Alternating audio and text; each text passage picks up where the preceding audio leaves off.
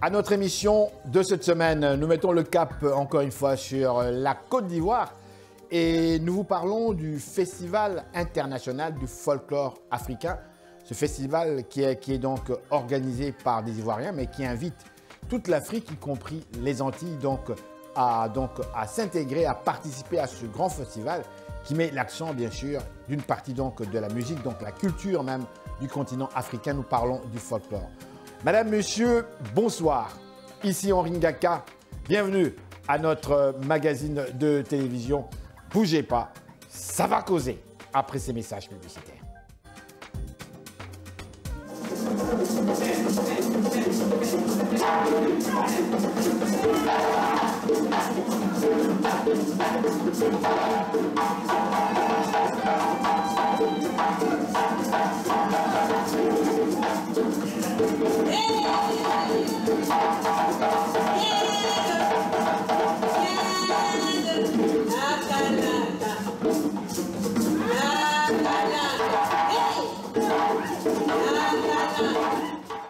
Et nous voilà de retour à notre magazine de télévision. Si vous venez de vous joindre à nous, encore une fois, je vous dis bonjour ou bonsoir. Merci de suivre cette émission Ça va causer, qui met l'accent sur les réalités de la diaspora africaine à Montréal, au Québec. Mais nous parlons également des questions d'actualité internationale, nationale et même locale. Aujourd'hui, à l'émission, nous mettons l'accent sur un grand festival. Il s'agit en fait du Festival international du folklore africain au Canada. Quelque chose d'assez intéressant et nous avons donc l'honneur de recevoir l'un de ses responsables. Bonjour, merci de votre présence à notre émission. Merci, bonjour. Alors vous êtes monsieur? Je suis monsieur Cédric Willy Oulaye, je suis de la Côte d'Ivoire, je suis le directeur artistique de ce festival, je suis le chargé de la programmation nationale et internationale de ce festival.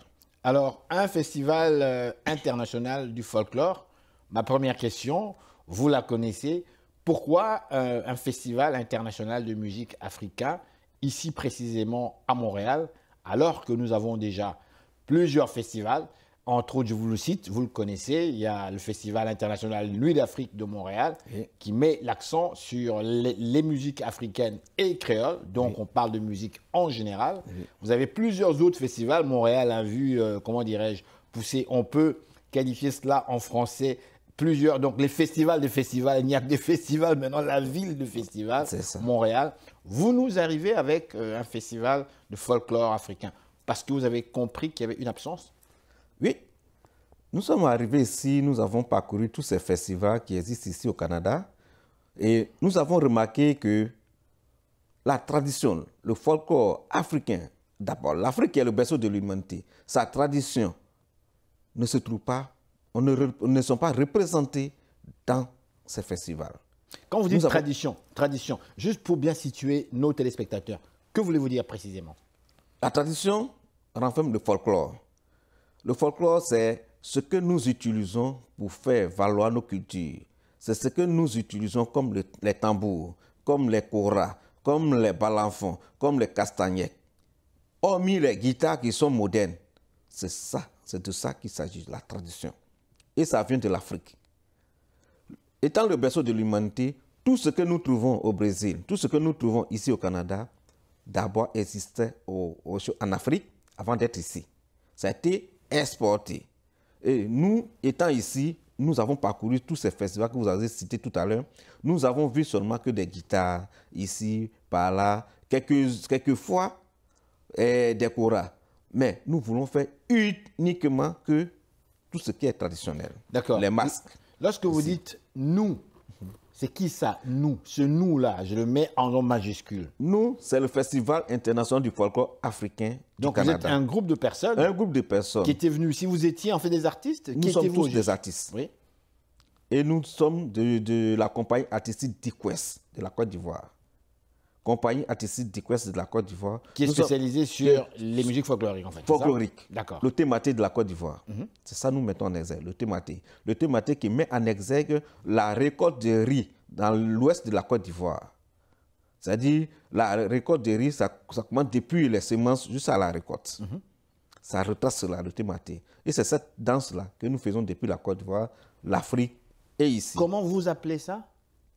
Tématé. Tématé. Voilà, ça c'est. Et cette danse, c'est une danse en langue Wobé, Oui. une langue de la Côte d'Ivoire qu'on appelle Wobé. Ça c'est le Wobé, la langue. Et ça signifie en Wobé la beauté. Joli. Tématé, c'est très beau. Tématé, ça dit joli. Bon, ok, on va avancer. Vous êtes arrivé ici, on parle des années 2015, si je ne m'abuse. Vous avez observé, fait le tour du Canada, vous avez participé dans différents festivals. À votre grande surprise, les festivals folkloriques de folklore africain comme tel, il y a une absence et vous décidez d'agir. Vous avez déjà organisé votre premier festival qui a eu lieu à Montréal, à Ville-Saint-Laurent, devant évidemment les hommes politiques, devant le milieu des affaires, devant quelques Africains. C'est bien cela. C'est ça. Alors, comment est-ce que le public a en fait réagi? Mais la première réaction d'abord, c'est comme vous avez réagi tout à l'heure. Mais comment se fait-il que vous avez choisi seulement que la tradition? C'est très beau parce que les gens n'ont jamais vu les masques. Les gens n'ont jamais vu les masques être exportés ici et puis danser. Comment un masque long ou court, il peut danser? Et puis l'usage des instruments traditionnels. D'accord, je vous arrête. Vous comprenez, j'aime bien comprendre, le public aussi veut bien comprendre. Vous avez ciblé les masques. Oui. Les masques, j'ai bien dit les masques. Oui. Les masques qui dansent. Qui dansent, oui. Expliquez-nous, je veux comprendre ici, le public veut saisir. Pourquoi le masque va-t-il danser? Quelle signification voulez-vous présenter au public lorsque vous parlez de masque, lorsque vous faites danser un masque? Vous savez, l'Afrique est remplie de mythes.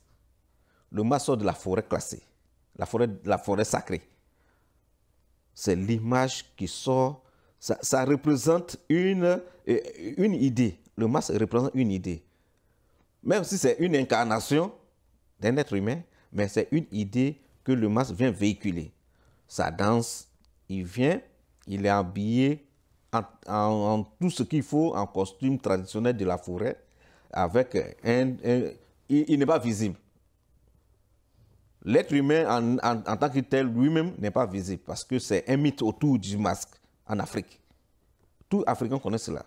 Et on l'exporte ici pour montrer, et toutes ces danses sont significatives. C'est ça qui fait la beauté de l'Afrique. Je veux comprendre. Je vous fatigue, mais je veux comprendre. Oui. Lorsque vous parlez de mythe, masque et mythe, Oui. ma question, pourquoi doit-on absolument parler de mythe? Et là, je reviens encore plus fort. Pourquoi cacher? Pourquoi en faire un mystère? Parce que finalement, on a remarqué que sur le continent, même la politique, c'est devenu mystérieux, on cache. Pourquoi nous cachons les choses? Est-il nécessaire de cacher? Pourquoi ne pas le dire tout simplement pour permettre justement à la population de comprendre et de conserver cette tradition qu'on a compris? Mais quand c'est un mythe un peu comme la non-religion, ça reste toujours vague quelque part. On croit ou l'on ne croit pas. C'est ça. Je dis un mythe autour de ce masque parce que depuis nos aïeux, le masque a toujours été un don de Dieu. Il vient pour transmettre un message. Et après, il retourne. On ne le voit plus. Donc, quand il danse, après, il rentre dans sa case sacrée et on ne le voit plus. Que ce soit un être humain qui est habillé en masque, tout ça là. Bon, on fait cela pour que ce qu'il va transmettre comme message soit différent de la personne lambda qui est en face de nous. Pour qu'on considère, au temps de nos ancêtres, c'est le masque, quand il y avait des différends entre des villages, des groupes, c'est le masque qui venait pour trancher ces différends. Et il dit non, ce n'est pas bon. Donc le masque avait vraiment une signification très très importante. Très très importante dans tous les domaines en Afrique.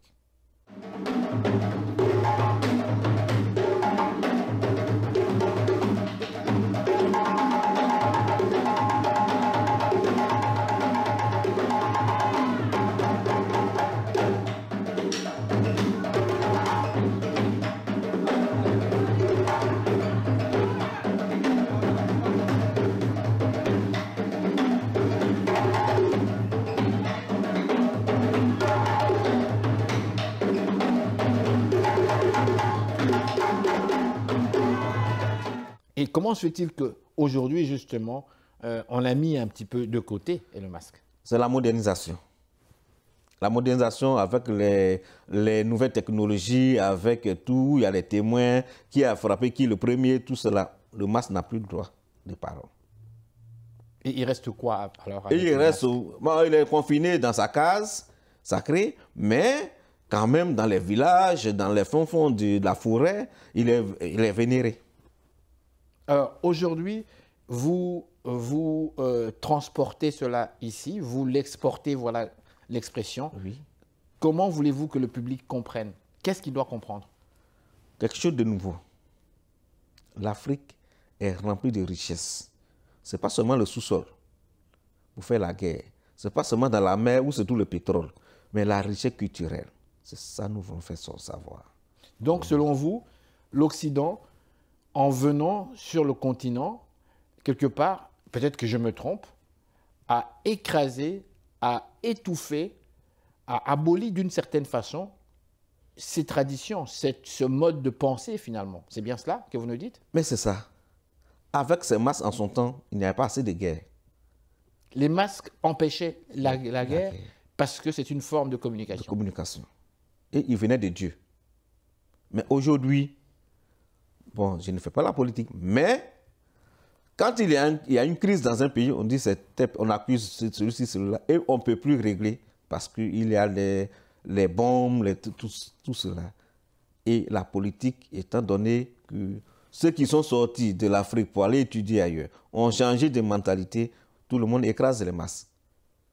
Mais nous qui voulons valoriser l'Afrique sous toutes ses formes, nous prenons en considération cela, en passant par la tradition. Alors, le festival ici, il a lieu aux dates précises, c'est ça? C'est donc chaque année, c'est au mois de novembre, c'est bien ça? Non. Chaque année? Chaque année, le lancement c'était le 15 septembre. Maintenant, nous avons choisi des dates clés qui sont du 5 au 7, pour les 3 premières années, du 5 au 7 juillet 2019. Donc ça et se ça passe continue durant l'été. Durant l'été. Alors donc vous invitez le grand public à venir à découvrir l'Afrique. Lorsque vous dites découvrir l'Afrique, je suppose qu'il y aura plusieurs thèmes. Oui. Parce que lorsque vous jouez du tam-tam, on sait bien que le tam-tam, c'est une forme d'expression. Oui. Faut-il encore que le public comprenne ce que vous voulez dire lorsque vous frappez le tam-tam? Ce n'est pas seulement sauter, danser inutilement. Il y a quelque chose qui se dit là. Oui. Et souvent, dans les messages aujourd'hui, quels sont ces messages les plus importants que vous voulez transmettre à ce public qui nous suit lorsque vous organisez le festival? À travers les sons des tambours, des balafons, il y a un message de paix, de rassemblement que nous véhiculons, que la tradition véhicule. Le rassemblement avant tout, l'harmonie entre les gens, la paix, l'amour. Et le Festival international du folklore africain du Canada veut ce brassage culturel entre le peuple canadien et le peuple africain. Sur un plateau, sur un podium, voir les Africains, les autochtones canadiens, leur groupe de danse et les groupes de danse africains ensemble pour avoir une couleur vraiment bien faite sur le podium. Alors, sur le continent, c'est en fait ma dernière question. Oui. Sur le continent africain même, on a constaté, vous allez me corriger, que la musique folklorique, c'est quelque part comme si c'était du passé. C'est quelque part qui est bon pour les villages, pour les régions les plus éloignées. En ville, on danse de la musique moderne. Oui. On pose. Oui. Il y a autre chose, il y a autre chose. Comment parvenir à, à fructifier cette musique folklorique alors que la population, la jeunesse, est plutôt tournée vers ce que l'on peut appeler la modernité quelque part? Mais c'est ça l'évolution dans la société. Ils ont préféré les guitares, les harmonicas, tout ce qu'il faut qui est moderne, en oubliant ce qui a aidé nos parents à devenir sages. Aujourd'hui, quand vous allez en Côte d'Ivoire, mon pays, vous voyez les danses où les gens sautent, où les enfants sautent pour tomber sur la tête d'ici. Mais après ça, 2 jours après, ils sont malades. mais c'est ça, le coupé décalé. en Côte d'Ivoire. Il y a toujours, il y a eu des gens qui ont cassé le cou, des enfants. Ils se disent grands danseurs. Mais quand le masque sort, il y a toutes sortes d'attention qu'on apporte à ce qu'il dit, qu'on apporte à sa manière de danser. C'est la sagesse qui entoure le masque. C'est la sagesse qui entoure le folklore. C'est la sagesse. Comment un tam-tam peut transmettre un message? Ça porte à voir. Ça porte à comprendre. Un tam-tam, dans nos temps, dans les anciens temps, le tambour parleur, on tape un tambour parleur d'un village et puis 3-4 villages entendent ce qui se passe. Ils savent ce qui s'est passé. Si c'est un décès, ça annonce un décès. Tout ça, ça c'est la tradition. On ne doit pas oublier cela. Le code morse africain. C'est ça. le TSF africain. Voilà. Comment on appelle télégramme en son temps. C'est ça. Bien, merci. Aujourd'hui, nous avons les téléphones, tout ça. C'est bon. Mais il ne faudrait pas qu'on oublie d'où on vient. Bien, merci beaucoup. Merci infiniment d'avoir participé. Merci. Et nous invitons toute la communauté africaine, que ce soit canadienne, du 5 au 7 juillet prochain, 2019, au Festival international du folklore africain. Ça sera à Saint-Laurent. Ça va chauffer. Ça va chauffer. Bien, merci beaucoup à vous aussi. Merci. Alors voilà, donc restez là. Nous sommes de retour tout de suite après ces messages publicitaires.